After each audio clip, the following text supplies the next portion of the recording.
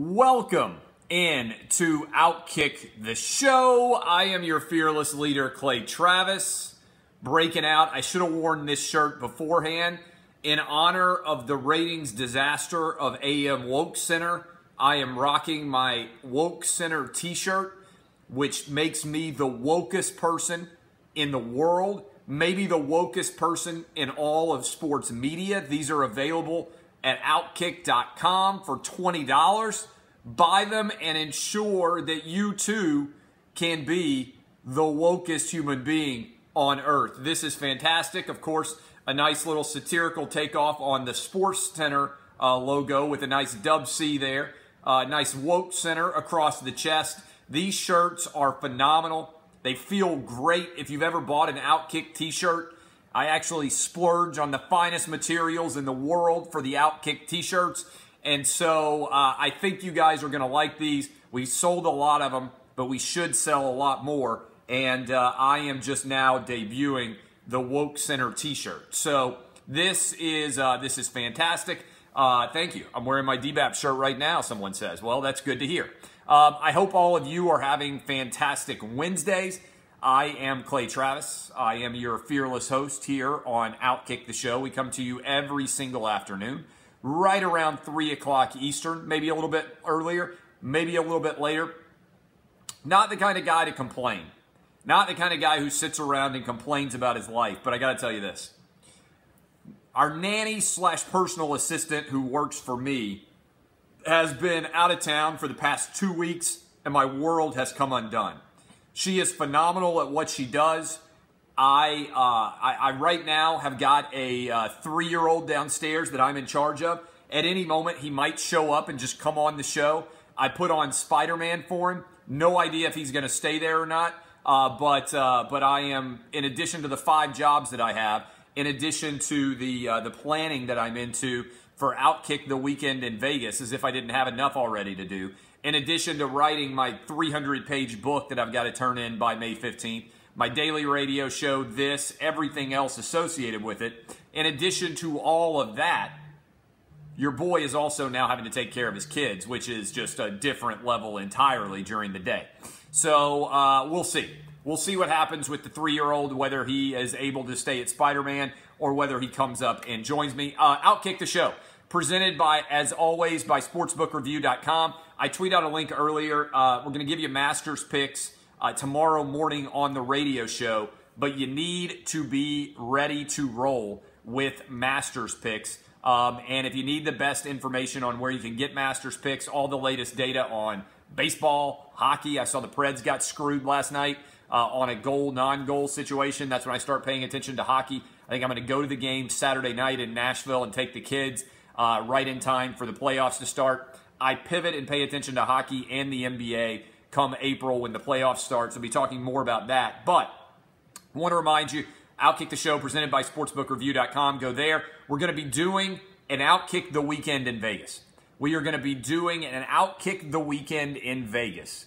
And Outkick the weekend in Vegas is going to be the final weekend of August. So right before the college football games and the NFL games get ready, we are going to be doing an Outkick the weekend in Vegas. I hope a lot of you are going to be able to come.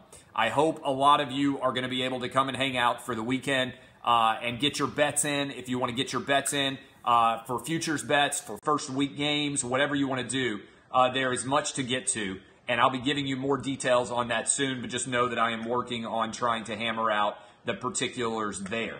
And also think, I'm curious, I'll poll you guys right now, what should I charge? What should I charge for potentially 3 nights of hotel, maybe 2 nights of hotel at a good place in Vegas, at a good hotel casino in Vegas, and also for events on Friday and Saturday? What's a reasonable dollar figure to charge? Now, you have to get to Vegas on your own, so I'm trying to contemplate like what a dollar figure would make sense. I am curious on it. I'm curious what you guys think is the reasonable dollar. Now, you have to buy your own airfare. So I've never done one of these before. And so I'm genuinely curious like what the cost should be. Now, you can get double occupancy in a room. So in theory, this is something that you and buddies can split. And I'm genuinely curious. And I'm also thinking, like, how exclusive do I want it? Because the higher the cost range I do, what I'm trying to do, and I try to do this with Outkick VIP, is charge enough so that you get the knuckleheads out, but charge not too much that people who legitimately want to go are able to go. Anyway, I'm curious. I'll go back and I'll look at all your suggestions. You can also tweet me what you think the reasonable cost should be. Now, you'd still have to pay for your meals. It's not like I'm doing this all inclusive where you just come out and I'm like, oh, and then we're going to go to dinner and then we're going to go to lunch. Like, we'll have speakers. I think it'll be pretty fantastic in that respect. We will have a party of some sort. You'll have free time on your own. You can bring your wives and girlfriends. But it's going to be a lot of fun. And I hope to make it an annual event. But again, I'm just starting. So I am starting to run it through. Yeah. The Legal Bar Conference. I may also do a CLE for lawyers so you could expense it if you have a law firm. How awesome would that be? Is that a good idea? I know I have a lot of lawyers who watch and listen. How cool would it be if we also do, for lawyers who are out there, the ability to get CLE credit so you can write off the entire trip as an expense for business? I think we're also going to have to do that. That potentially, I know there are a lot of people out there who are lawyers that are like me. I think I'm behind on my hours even though I have a CLE company. That is going to be pretty awesome. My friends, somebody just said, what about my guy Ryan Kelly? My guy Ryan Kelly at thehomeloanexpert.com. One cool thing I'm going to do is you should go ahead and sign up for this right now. I'm going to give you a free weekend in Vegas at the hotel if you close a mortgage with my guy Ryan Kelly in April or May. You get to come. I'll give you a free room at our event in Vegas if you close a mortgage or refi with my guy Ryan Kelly. All right. I was trying to think of a cool event we could do to roll in thehomeloanexpert.com. What I need you to do in order to qualify for this is when you call them or you go on the website, you contact them, you need to tell them Clay Travis and Outkick sent you.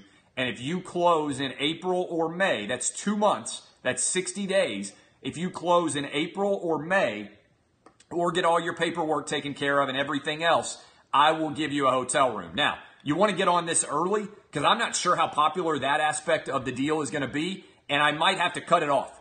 I might have to cut it off at some point when we hit too many people and I don't have any more hotel rooms that I can give away as a result of that. So if you want to get on it quickly, go to thehomeloanexpert.com right now and sign up, and you will get a free hotel room in Vegas for the weekend for making sure that you get done there. I will start letting people pay. Hopefully by Monday, I will have a sign up on the website. And by the way, you're going to want to jump on to Outkick the Weekend and I think sign up in a hurry because frankly, we're going to run out of rooms.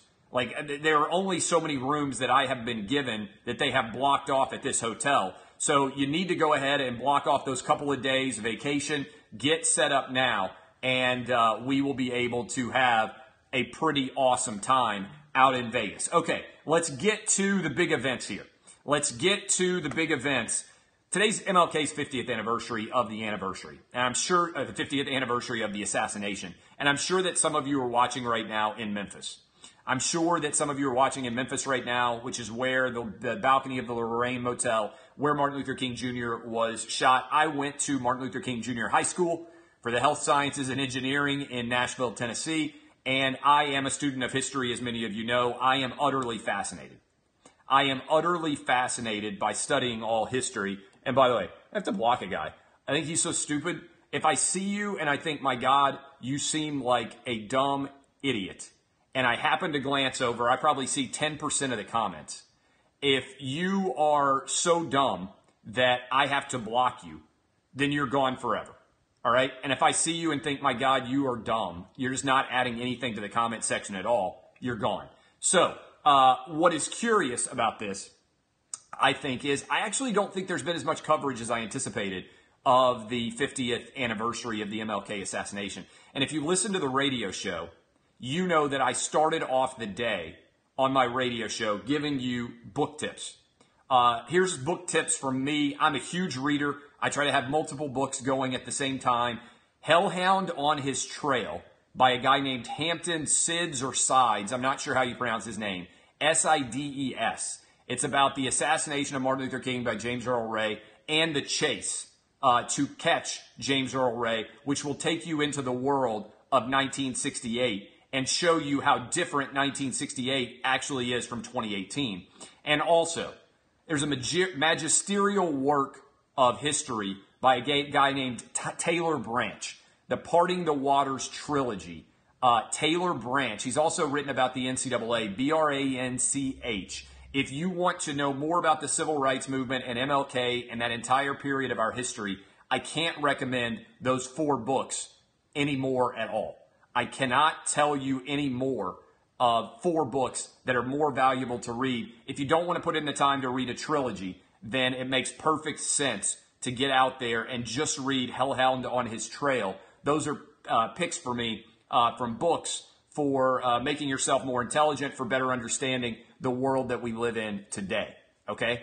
Couple of things that I want to say off the jump here. We were talking yesterday some about the Villanova player and everything that surrounded the Villanova player who was accused of sending an improper tweet when he was 14 years old. And that spiraled out of the Virginia Tech lacrosse story. And one of the things I want to talk about right now is the way that we define racism by words. We have 100% a ridiculous setup right now where we define racism by word choice. And as a result, I think it has stifled the First Amendment and led to a boring, plotting, banal, trite conversation about race in this country. So I want to start here. There are basically 3 ways that you can respond when you see somebody use the N-word, right? Whether it ends in an ER or an A.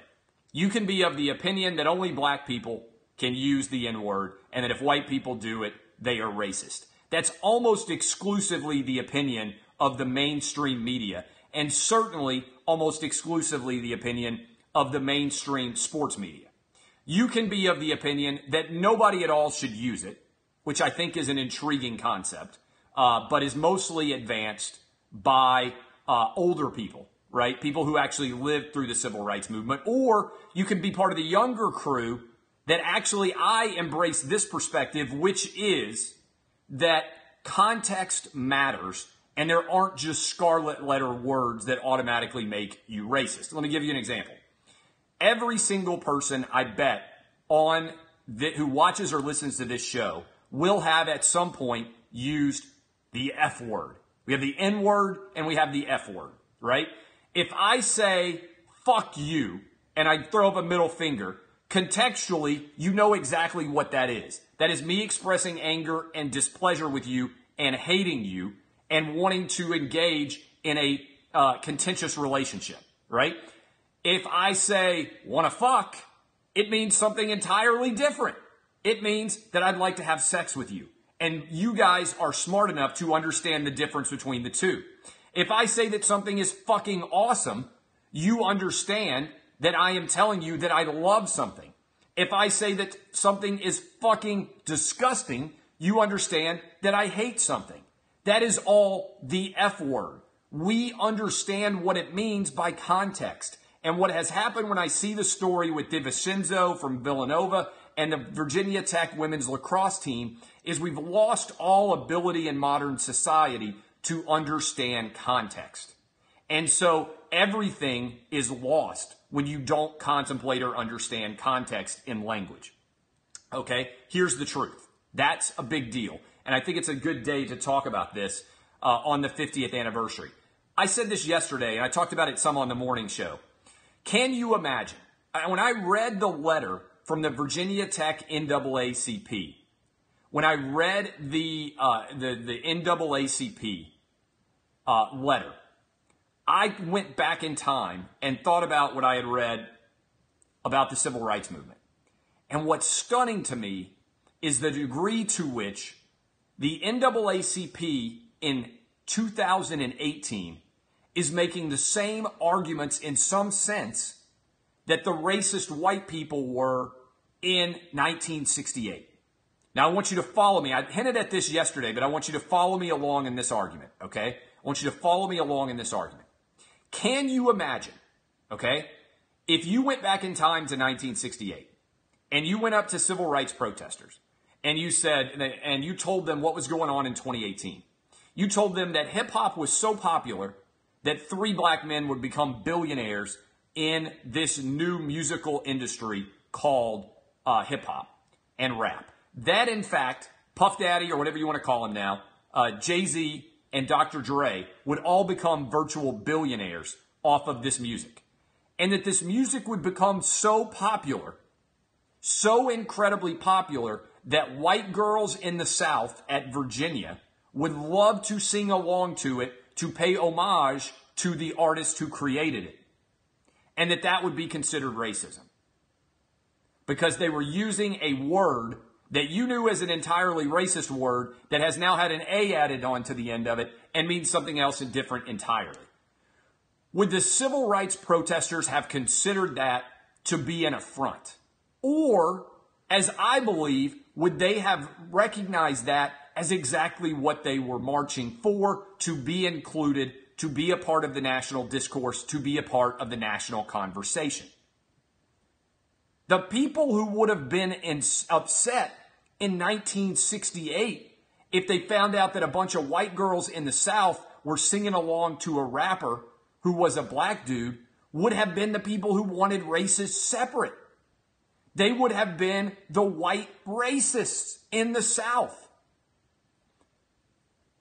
History is a circle. Those people who were 1968 white racists, the NAACP in 2018 is making some of the same arguments that they are right now, which is we don't want the races integrated. We want safe spaces. We don't want to be confronted with ideas that we find painful and compete in the marketplace of ideas. We want to be isolated and left alone. We want separate but equal to dominate. Use your brains. Don't allow yourself to be artificially constrained and circumscribed by what you think the stories are. Read history books. If you do, I bet most people will agree with me that the NAACP in 2018, the arguments that they are making have more in common with the racist white people in 1968 than they do of the civil rights marchers. This, my friends, is a mind-blowing thought because everybody wants everything to be polarized in this country today. It's not about polarization. It's a circle. And we have ended up back in many places that we've been before. That's why you study history. And so I think that if you talk to MLK and told him that this is the controversies that we have today over whether or not white girls can sing along to popular music that black people are making millions of dollars off to pay homage to how much they like it, this is one of the most ridiculous things that has ever happened in our country. And we need more intelligent people to recognize how absurd it is. And also, I would argue, recognize the context in which words are used. When Riley Cooper screams at a black security guard at the Kenny Chesney concert because he's angry at him and uses a racial slur, that's not the same as a bunch of white girls singing along to a rap song. That's not the same as Dante DiVincenzo tweeting out a rap lyric that he likes from Meek Mill. The fact that we treat those as the same demonstrates to me how corrupt, broken, and frankly stupid our modern day conversations are about race in this country 50 years after Martin Luther King was assassinated. All right, let's move on. Saban versus LeBron. No idea what LeBron James is thinking here. LeBron James keeps wanting to be taken seriously for things other than playing basketball. He had a real issue when Laura Ingram told him to shut up and dribble. He said, I'm more than a basketball player. Yeah, you ain't a lawyer, because if you were, you would actually hire somebody who has a reasonable degree of intelligence to represent you, and you wouldn't be trying to argue that you own the rights to all sports conversations taking place in a barbershop. This is one of the dumbest things that I have ever heard anybody say, athlete or otherwise. It's up there with LeBron James saying that he believes the word posse is racist. LeBron James has not proven himself to be a very smart study in anything other than basketball. And this is why I think the Laura Ingram shut up and dribble comment was taken out of context. She told him to shut up and dribble because his political takes were not sophisticated. Not because she said he could only be an athlete, but if you are going to step into the political arena or you are going to step into the legal arena, I am going to hold you accountable as someone who is making a legal argument or as someone who is making a political argument. And that means that I require, in order for me to take you seriously, that you have a depth of knowledge and or a depth of understanding in order for me to respect your opinions on an intellectual level. Now, he's entitled to whatever dumb opinion he wants, but if you want to be taken seriously, you can't argue that you own all rights for people to sit in a barbershop and talk about sports. This has been going on for a long ass time, and many other people have done it before LeBron. LeBron has yet to create something in the pop culture universe that is particularly unique or new or smart that deserves attention other than the fact that it's created by LeBron James. His new conversation is him having a conversation in a car. So he basically copied Jerry Seinfeld's Comedians in Cars and put athletes in cars having a conversation. That's fine, but don't actually pretend that you are doing something actually intelligent here, and don't expect me to bow down in fealty to you because you happen to be an athlete who has a political opinion. I don't care if you're an athlete who has a political opinion. I care if you are a person that has an intelligent and well-founded political opinion. We can disagree on all sorts of different ideas. Of course, I believe my ideas are the best, but just because we actually disagree doesn't mean I don't respect your opinions. I have yet to hear LeBron James make a political argument or a legal argument or any argument for anything outside of athletics that makes me think, this guy has really spent a lot of time studying this issue. This guy has a deep historical knowledge of this subject. This guy has a really erudite perspective about anything other than basketball. So if you don't have that erudite perspective, if you don't have a strong intellectual argument rooted in cogent, logical analysis that has a basis that is defensible, then why should I care? And if you are LeBron James trying to make a legal argument this bad, only one of two things could have happened.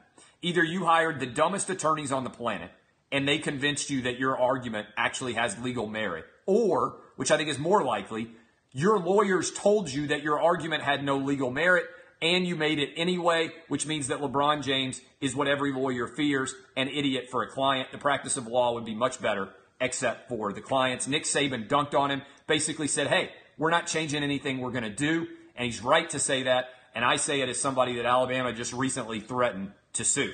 All right. AM WokeCenter. You guys can see my shirt. I've got my WokeCenter shirt that I am rolling out. This is a disaster, guys. They had 283,000 viewers on their launch show on Monday. The number went down for Tuesday in the overnight ratings. So they peaked at $283,000. I am hearing from a lot of people inside ESPN that the entire company is outraged over this show ever since those salaries leaked. They are paying Michelle Beadle $5 million, Mike Greenberg $6.5 million, and Jalen Rose $3 million. They are losing a boatload of money, and they recently fired hundreds of people who make a lot less money than that in order to be able to launch this new WokeCenter AM that nobody wants to watch. This is the Titanic. This is a disaster for Jimmy Pitaro, the new host of the show. Here's the deal, guys. I've got a national radio show, and we've got not much difference in audience on our radio show than this television show has. And trust me, as much as I would like to make $15 million a year to do my show, I make a lot less than $15 million a year to do my show. We're making more money on my radio show and on this Periscope and Facebook than ESPN is making on this new morning show. They spent millions of dollars on this new morning show. If I were right now an ESPN executive, I would say right now, I got to tell you, bring back Mike Greenberg and Mike Golick together. I think the Mike and Mike show, I think if you look at Mike Greenberg's comments, Mike Greenberg has got a Matt Lauer problem. Remember when Matt Lauer forced out Ann Curry and everybody was mad at Matt Lauer for a long time? This was before we knew that Matt Lauer had a button on his desk and he was banging chicks left and right in his Today Show studio. WokeCenter is not a bad term either. All of that happened, and it was a mess. It was an ugly situation, and the ratings for the Today Show went down for a while because people said, man, I like Matt Lauer, but he didn't treat Ann Curry right. And I think that's what's happening for a lot of people out there who listen to this Mike and Mike radio show. Now, look, they're on at the same time that I am, and Golic and Wingo is taking big hit in terms of its ratings. We're adding a lot of affiliates, everything else. But a lot of older people who listen to Mike and Mike were upset that Mike Greenberg suddenly, after 18 years or whatever the heck it was, decided to abandon Mike Golic. It's not like the show got canceled. It's not like they both quit. And I think they are taking it out on Mike Greenberg. They also have a significant issue with this show.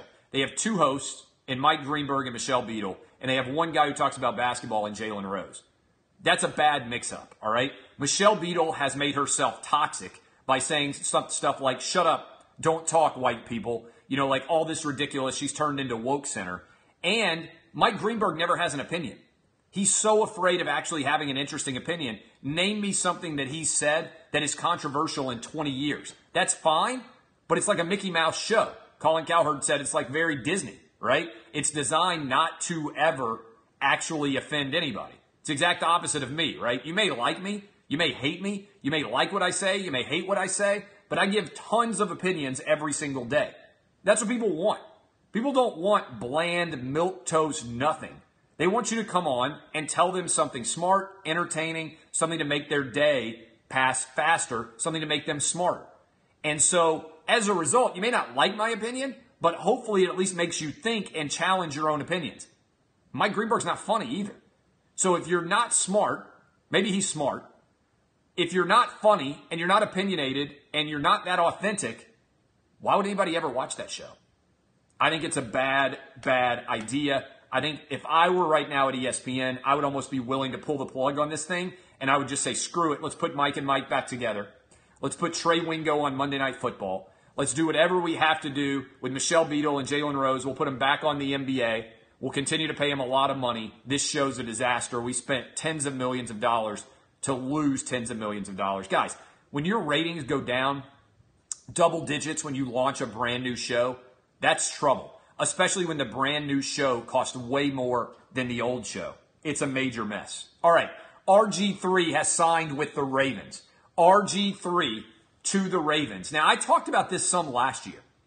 We talk a lot about media bias on this show and the fact that everybody's not treated equally on the show, and we try to treat everybody equally on this show, but everybody's not treated equally in the media.